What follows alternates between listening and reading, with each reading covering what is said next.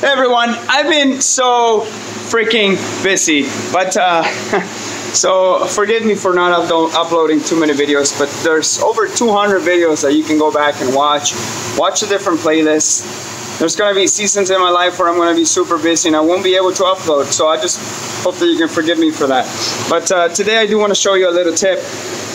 When you're painting anything, really, this we're painting the front end, just the hood and the fender, really. But I want to show you that I'm going to blow all around where I'm going to be painting, okay?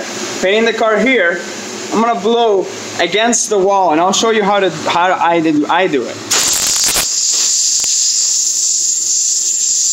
So I blow against the wall. Any loose dirt that's hanging around on the side is going to go to the grate. Okay? The reason why I do this is because when I'm spraying, right? When I'm spraying, right now, I can afford this dirt to be flying around. Okay? But when I'm spraying, I can't have this dirt flying around. Okay? Then, you know, you make sure you blow all this off really well.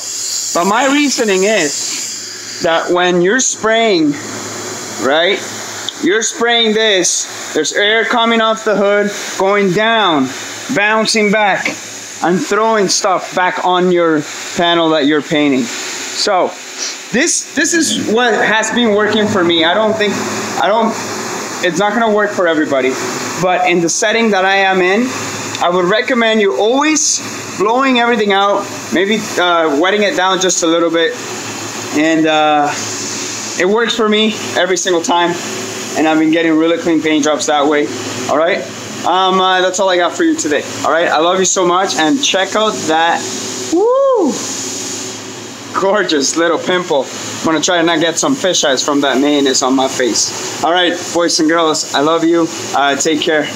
I'll be posting up that Ferrec Lab video in the next week or so. Okay, I love you so much. Peace out. God bless.